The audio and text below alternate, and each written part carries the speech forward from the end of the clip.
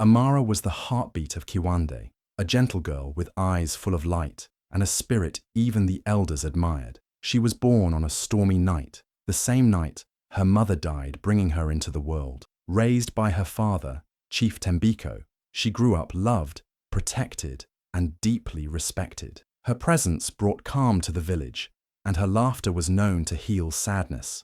But peace doesn't last forever. When Chief Tembiko returned from a journey with a new wife named Zelma, the village celebrated. Zelma was stunning, graceful, and spoke with honey on her tongue. She hugged Amara, smiled at the people, and charmed everyone around her. But Amara felt something no one else could see, a cold stare behind the smile, a silence that whispered danger. At first, she stayed quiet, hoping to find love in her stepmother's heart. She never did.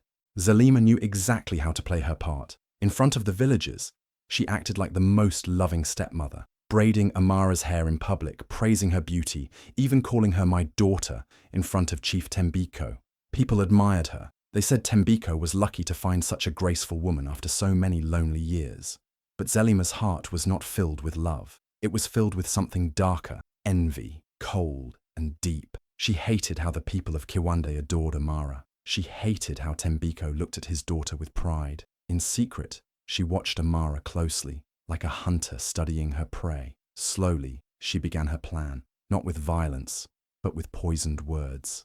Every day, she whispered tiny lies into Chief Tembiko's ears. Amara rolled her eyes at me. She disrespected my cooking. She left chores unfinished. At first, he didn't believe it, but Zelma never lost her temper. She cried soft tears, acted hurt, and pretended to be patient. Her lies were always small, almost believable, and spoken with a trembling voice that made Tembiko feel guilty. Behind closed doors, Zelma's mask slipped. She gave Amara the smallest portions of food. She made her scrub the floors until her fingers bled. She'd hide Amara's jewelry, then accuse her of being careless. Once, she even locked her outside in the rain for hours, and every time Amara tried to speak, Zelma twisted her words, making it look like she was just being dramatic or rebellious. Tembiko started to change. He spoke less to Amara. He stopped smiling when she entered the room. Amara felt the warmth of her home slowly vanish. She didn't understand how her father could forget the bond they shared, but she never cried in front of Zelma. She stayed quiet, thinking it would pass. She didn't know the storm was just beginning. No one in the village noticed. Zelma was too clever, too careful. Everyone still saw her as the perfect wife, but inside the walls of their home, Amara was slowly being pushed out of her own life, step by step, word by word, until she was barely seen at all. The morning sun had just begun to rise over the hills of Kiwande, painting the sky with soft pink and orange streaks. Birds chirped gently in the trees, and the village was slowly waking up. Inside the chief's palace, the air felt heavy, like something unseen was waiting to happen. Amara moved quietly through the stone halls, carrying a basket of fresh fruit for the kitchen. Her steps were light, her thoughts far away. She didn't notice the cold eyes watching her from the shadows. Zelma stood at the top of the staircase, dressed in a rich red robe, her arms folded. Her smile was gone. Her mask had finally cracked. The hatred she had hidden for so long now boiled just beneath her skin. She had tried everything, poisoned words, false tears, cruel games, but Amara was still there, still beautiful, still strong, still loved, and Zelma couldn't take it anymore. Amara looked up as she reached the first few steps, and their eyes met. "Good morning," she said softly, trying to be polite, still holding on to hope that things could change. But Zelma didn't reply with her usual fake sweetness. Instead, she stepped closer, her voice low and sharp, like a blade. "You've always been a curse," she whispered, her eyes burning with hate. "From the moment you were born, you brought nothing but sorrow. Your mother died because of you. Your father is blind because of you, and I will not let you take this house from me." Amara froze, her heart pounding. The basket in her hands trembled slightly. She opened her mouth to speak, to defend herself, to ask why, but she never got the chance. With one quick motion, Zelma raised her hands and shoved Amara hard in the chest. Time seemed to slow. Amara's feet slipped backward. Her arms flailed, the basket flying from her hands, fruit scattering through the air. The edge of the top stair met her heel, and then gravity took over. Her body tumbled down the stone steps. her head hitting the edges, her limbs twisting unnaturally. The sound echoed through the palace, thud after thud after thud, until she landed at the bottom in a broken, lifeless heap. Silence. The basket lay a few feet away, its contents scattered like a forgotten offering. A single mango rolled to a stop beside her hand. Her long braids splayed across the cold floor, and her eyes were closed. She didn't move. Zelma stood above, breathing heavily, frozen for a moment. Then, with a sudden shift in expression, she gasped loudly. She rushed down the stairs, shouting for help, tears already forming in her eyes. "Help! Amara fell! Someone help, please!" "Someone!" Servants came running. Guards appeared. Panic filled the air. Chief Tembiko arrived moments later, eyes wide with horror, at the sight of his only daughter lying at the bottom of the stairs, blood on her forehead, her skin pale. Zelma threw herself into his arms, sobbing uncontrollably. "She slipped. I tried to stop her. It happened so fast." The chief, broken and confused, cradled Amara in his arms. He didn't speak. He couldn't. His world was spinning. No one questioned Zelma's story. She had always been kind, gentle, caring in front of others. They had no reason to doubt her. And Amara, she couldn't speak. Her body was rushed away by the village healers. Rumors began to spread. Some said she was dead. Others whispered she might never wake up again. The people mourned quietly, unaware that this was no accident. It was betrayal, cold and cruel, by the one they thought they could trust. Zelma returned to her chambers that night, smiling to herself in the mirror. She believed it was over. She believed she had won. But what she didn't know was that Amara's story wasn't ending here. It was just beginning. Zelma's scream tore through the palace like a blade, sharp and sudden. Servants came running from every corner, their footsteps echoing through the halls. "She fell! Amara fell!" Zelma cried, throwing herself onto the cold floor, tears streaming down her face. Her voice was shaking, her hands trembling, but it was all an act. Her eyes, though wet, held no fear, only calculation. Chief Tembiko arrived moments later, his heart racing. One look at Amara's lifeless body at the bottom of the stairs broke something deep inside him. His knees buckled as he rushed to her side, his voice weak, whispering her name over and over. "Amara, my daughter, please." Zelma knelt beside him, pretending to sob. "I tried to help her," she whispered. "She slipped. She lost her balance. I couldn't catch her in time." Her story was simple, believable. Amara had been carrying a basket of fruit. The steps were steep. Accidents happened. And who would question Zelma? She had always appeared so loving, so gentle. No one had seen what truly happened. No one except the walls that would never speak. Chief Tembiko, blinded by shock and grief, nodded slowly. He didn't ask questions. He didn't see the hidden smile Zelma gave to herself when he turned away. The pain in his heart clouded everything. His daughter, his only child, was gone. The village heard the news by nightfall. The chief's messengers carried the sorrow through the streets of Kiwande. "The chief's daughter has passed in a terrible accident," they said. "Pray for the family. Pray for peace." But something felt strange. There was no proper mourning, no open farewell. The burial happened quietly, too quickly. Only a few close elders were allowed to attend, and even they were not shown the body. The grave was sealed by sunrise. No one saw Amara's face. No one was allowed to touch her hands, whisper final words, or lay a flower beside her. It was all too fast, too silent. Still, no one spoke out loud. It was the chief's house, and no one questioned Chief Tembiko, not even in whispers. But among the villagers behind closed doors, doubt began to stir. She was young and strong, some said. How could she just fall? Where is her body?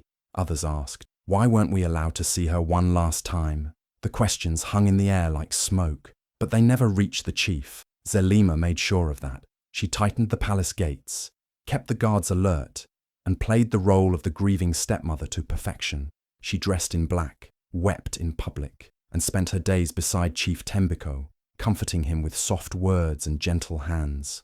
The people admired her grace in grief. They praised her strength, but her eyes told a different story.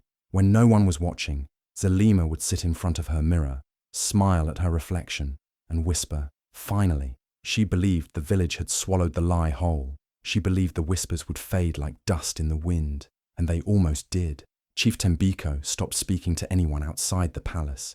He grew quiet, older somehow, as if a part of him had been buried with Amara. He couldn't sleep, couldn't eat, and Zelma fed off his sadness, like a shadow feeding on light. She stayed close, earning more of his trust every day. She began to speak more in council meetings, influence small decisions, and slowly plant herself deeper into power. Meanwhile, the villagers moved on. Life in Kiwande returned to normal, at least on the surface. But in the hearts of a few, the doubt never truly left. The fruit seller who saw Amara just that morning, laughing in the market. The young healer who had once treated her for a twisted ankle and knew how careful she was on stairs. The elder who noticed how fast the burial happened. They said nothing, but their eyes stayed sharp. Their ears stayed open. No one knew that far beyond the village, beyond the hills and rivers, something unexpected had happened. Something that would shake the peace Zelma thought she had secured. Because Amara's story wasn't over. It had just been buried alive. The forest was still that morning, silent except for the distant cry of birds and the rustle of leaves in the soft breeze. Deep in the thickets, where most villagers never dared to go, a young hunter named Kwajo moved swiftly through the trees. He was tracking an antelope, bow in hand, eyes sharp, but what he found instead stopped him cold. Lying in the damp earth near the base of a hill was a girl, barely breathing, her clothes torn, her body bruised.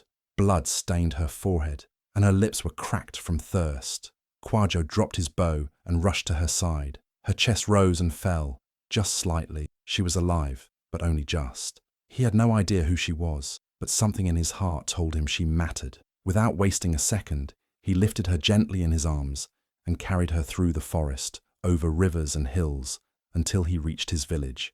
His mother, Mama Dobi, was waiting outside her small hut. She was a healer known far and wide, not just for her herbs, but for her wisdom and spiritual sight. The moment she saw Amara in Kwajo's arms, she knew this was no ordinary girl. She said nothing, only nodded and opened the door. For days, Amara drifted between life and death. Mama Dobi worked day and night, crushing leaves, boiling roots, whispering prayers over her wounds. Kwajo never left her side. He brought clean water, warmed her hands when they turned cold, and watched her face for signs of waking. Slowly, the color returned to her skin. Her breathing grew stronger, and then one quiet evening, her eyes fluttered open. She didn't speak at first, just stared at the ceiling, blinking. Then, as tears rolled down her cheeks, the memories came rushing back. The basket of fruit, the stone stairs, Zelma's voice, sharp like a knife, the shove, the fall, the darkness. Every word, every second was burned into her mind. Kwajo sat beside her as she spoke, his fists tightening as she told him everything. Mama Dobi listened carefully, not interrupting once. When Amara finished, she looked at them both, her voice calm but strong. "I do not want revenge," she said. "I want justice. For myself, for my father, for the truth that was buried with me." Mama Dobi touched her hand gently. "Then we will help you," she said, "but not with anger, with wisdom, with strength. And when the time is right, Kiwande will hear your truth." Over the next few weeks, Amara stayed hidden in Mama Dobi's home. Her body healed, but so did her spirit. She trained with Kwajo in the forest, regaining her strength. She learned the power of herbs, the silence of patience, and the value of watching before acting. With Mama Dobi's guidance, she also learned to listen to her dreams, to understand signs from the spirits, and to prepare herself not just for a return, but for a reckoning. Kwajo, once a quiet hunter, became her closest ally. He admired her courage, her grace under pain, her fire that never faded. Together, they planned, not an attack, but a return filled with purpose, a way to reveal the truth without shedding blood. Meanwhile, far away in Kiwande, the village believed Amara was dead. Zelma ruled quietly beside Chief Tembiko, who was still broken, still mourning. The people had moved on, but the whispers had not died. Questions still lingered like smoke in the air, and soon, very soon, they would get their answers, because Amara was alive, and she was coming back. Each morning in Mama Dobi's village began with the sound of birds and the smell of burning herbs drifting through the air. Amara, once weak and broken, now rose before the sun. Her body was healing, but her spirit had changed. Something inside her had awakened, not just a desire to survive, but a fire she never knew she carried. Mama Dobi watched this quiet transformation with a knowing smile. She began to teach Amara things no ordinary girl was ever meant to learn: the sacred ways of healing, the names of roots that could cure wounds or silence pain, and the songs that called to the spirits of the ancestors. Amara listened with full attention. Every lesson made her stronger. One evening, as the fire crackled in the center of the hut, Mama Dobi finally shared a truth she had kept hidden. "Your mother," she said softly, "was not just a chief's wife. She came from a bloodline older than the rivers of Kiwande, a line of seers, women who could speak with the unseen, who could feel the truth even when it was hidden by lies. That gift flows in you, Amara." At first, Amara was quiet. Her mind raced. Her mother had died giving birth to her. She had grown up hearing stories of her grace, her kindness, but never this, never power. "What happened to that power?" she asked. "It was never gone," Mama Dobi replied. "It was only waiting for the right time to rise. And that time is now." From that moment, Amara's training changed. Mama Dobi no longer treated her like a patient or a lost child. She treated her like a chosen one. They spent hours in the forest, listening to the wind, feeling the pull of energy through the earth. Amara learned to sit in silence for hours, to see visions in flames, to dream messages sent from the spirit world. She began to understand the world differently. Plants weren't just plants. They were living protectors. Fire wasn't just heat. It was memory. Dreams weren't just sleep. They were maps of destiny. And in this new understanding, Amara grew. The girl who once wept quietly in her bed now walked with her head high. Her steps were strong. Her eyes held a calm fire. She still spoke gently, still showed kindness. But now, her kindness had edges. Her softness came with strength. Kwajo watched the change with awe. She wasn't the same girl he'd found dying in the forest. She was becoming something else. A spirit-touched warrior, calm but unshakable. Amara didn't train for revenge. Every move she learned, every herb she mastered, every spirit she listened to, it was all for justice. Not just for herself, but for every innocent voice silenced by fear, for every truth buried beneath lies. And deep in her heart, she knew her journey was almost ready to circle back. She could feel it like the air before rain. Something was coming. Her name, once buried in whispers, would soon rise again. But this time, not as a lost daughter, as a force, as truth, as fire reborn. Back in the heart of Kiwande, the palace had grown colder. Chief Tembiko still wore sorrow like a heavy cloak, his eyes always distant, his voice quieter than it used to be. But beside him stood Zelma, now dressed in fine cloth and golden beads, holding her head high, as if nothing in the world could touch her. With Amara gone, Zelma moved quickly. She no longer pretended to be the gentle stepmother. She sat in the chief's meetings, whispered into his ear before every decision, and slowly replaced the old advisors with those loyal to her. She changed the layout of the palace, ordered servants to follow new rules, and even had Amara's old room sealed shut. She told the people it was to preserve memories, but in truth, she could not bear to pass that door, not out of grief, but guilt. Behind closed doors, Zelma grew even more dangerous. She visited the darkest corners of the village at night, where secret rituals were performed by outcast spiritualists. She lit candles in strange patterns, spoke chants in forgotten tongues, and burned rare herbs in an effort to keep her place beside the chief secure. She asked for protection, for control, for silence. Every time she performed a ritual, she felt stronger, more untouchable. But something began to shift. First, it was the dreams. Night after night, Zelma woke drenched in sweat, her heart pounding. She saw Amara standing at the foot of her bed, eyes glowing, face covered in mud and leaves, whispering her name. The voice wasn't angry, it was calm, but it followed her even after she woke up. Then came the animals. Birds gathered on the palace roof and didn't leave for days. A wild dog appeared in the market and sat in front of Zelma, staring without blinking until it was chased away. Goats refused to eat near her. Chickens that crossed her path began laying no eggs. The villagers began to murmur quietly. Stranger still, the wind around the palace seemed to carry voices. Soft, distant, but always repeating the same word: truth. Servants began to complain of hearing footsteps in empty halls, of cold air blowing through sealed windows, of shadows moving where there was no light. One even swore he saw Amara's silhouette pass through the garden at dusk. Zelma tried to ignore it at first. She told herself it was guilt playing tricks on her mind. But as the days passed, the signs grew stronger. Her hands would shake without warning.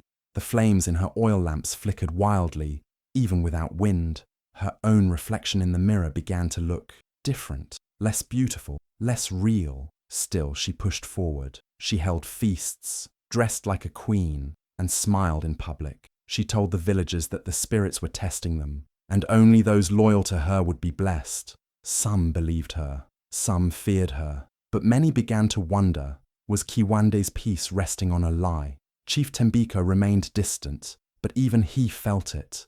The unease, the silence that crept into the palace halls like fog. He didn't speak of it, but his dreams were filled with Amara's laughter, her voice, her eyes. He began to question moments, memories. Had she really fallen, or had he been blind? Zelma felt the walls tightening around her, even as she tried to decorate them with silk and gold. Her rituals no longer brought comfort. Her power, though larger in public, felt thin in private. The deeper she reached for control, the more the world around her slipped out of her hands. Something was coming. She could feel it in the earth beneath her feet. The girl she thought she had buried was not gone, and the spirits, they had started to whisper again, not to her, but against her. The night of the Festival of Moonlight had always been Kiwande's most magical celebration. Villagers from every corner gathered under the giant baobab tree at the center of the village. Lanterns hung like stars above their heads. Drums echoed through the night, and children laughed as dancers in colorful robes spun through the dust. It was a time of joy, stories, and honoring the ancestors. This year, however, a strange tension hung in the air. Even as people danced and feasted, there was a quiet sense that something different was about to happen. The moon, larger than ever, glowed a silver so bright it lit the entire village without fire. Chief Tembiko stood on the raised platform with Zelma by his side, looking over the crowd with a smile that didn't quite reach his eyes.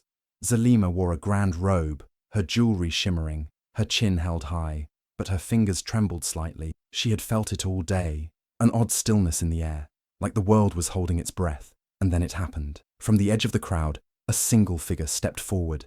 Slowly, calmly, the drums fell silent.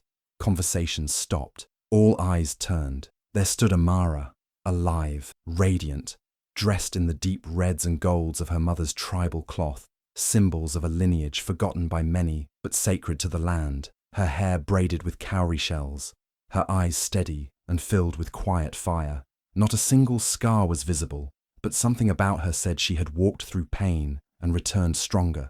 The crowd gasped. Mouths opened in disbelief. Children clutched their mothers. The elders whispered to one another. Some fell to their knees. Chief Tembiko's staff dropped from his hand. His mouth trembled. His legs gave out beneath him as he fell to his knees, tears spilling freely. He had buried an empty grave. He had mourned his daughter for months.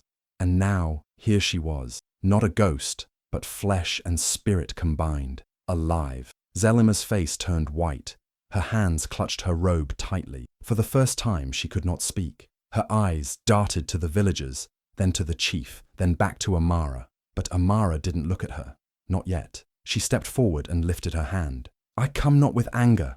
Her voice rang out, clear and soft, but with truth. The wind stirred, carrying her words like music. The leaves rustled. The firelight dimmed slightly, as if nature itself was listening. "I was pushed. I was left to die. But the spirits carried me.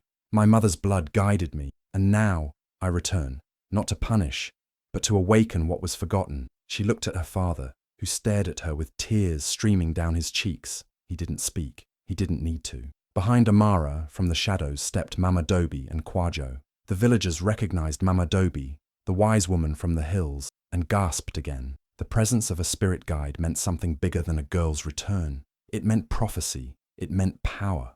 Zelma tried to speak, but her throat felt tight. No words came. The drums began again, slowly, like a heartbeat. One by one, villagers moved toward Amara. bowing, offering cloth, flowers, hands on their hearts. The night was no longer just a festival. It was a reckoning, a return, a beginning. The moon glowed brighter still, and the truth had found its voice. As the sun rose over Kiwande, Amara called for the ancient trial of fire, a sacred ceremony to reveal the truth. The entire village gathered around the ceremonial fire, with elders forming a circle. Both Amara and Zelma drank the herb of memory, known to unlock hidden truths through spiritual visions.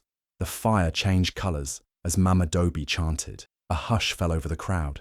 Suddenly, visions formed in the flames like smoke. Zelma confronting Amara on the palace stairs, calling her a curse, then violently pushing her. The crowd saw Amara's fall, Zelma's false cries, and the lies she fed to Chief Tembiko. Gasps echoed. The villagers watched in shock as every hidden moment played out. Zelma's ritual, manipulation, and her celebration of Amara's supposed death. Zelma tried to protest, but the spirits had already shown everything. The crowd erupted in anger. Some wept, others shouted. Chief Tembiko sat frozen, ashamed. Zelma collapsed to her knees, her lies burned away by truth. Amara didn't seek revenge. She only let the truth speak, and the truth set the village free. Zelma's fate was sealed. After the truth was revealed in front of all, the elders spoke with one voice. She was to be banished, sent to the silent mountains beyond the river, where no human voice could be heard, where even the wind did not carry comfort. She would live in silence, stripped of her jewels, her pride, and her false power. She begged, cried, but no one listened. Her lies had poisoned a peaceful village, and now justice had spoken. Chief Tembiko, heart heavy with guilt, stepped forward. His hands shook as he faced his daughter, the child he had failed. Tears filled his eyes. In front of the entire village, he bowed low before Amara. "I was blind," he said softly, "and I cannot lead a people when I could not protect my own blood." With those words, he removed his ceremonial robe and staff, placing them on the sacred stone. The village was quiet. Then an elder stepped forward, followed by another. They turned to Amara. She had not only survived a great betrayal, she had returned wiser, stronger, and guided by spirit. She had uncovered darkness without using hate. The elders looked at one another and nodded. They raised her hand high. From that moment, Amara was named both seer and leader of Kiwande, the youngest ever to hold such honor, not just because of her bloodline, but because she had earned the people's trust with truth and strength. Her robes were stitched with symbols of peace and courage. Children began to whisper her name in songs. Elders spoke of her in stories by the fire. She did not rule with pride. She listened, healed, guided. Her mother's gift flowed through her veins, and with Mama Dobi at her side, she began to teach others the old ways, the way of spirit, truth, and justice. Amara's name became legend, not because she fought back with fire, but because she rose from ashes and wore the crown with grace.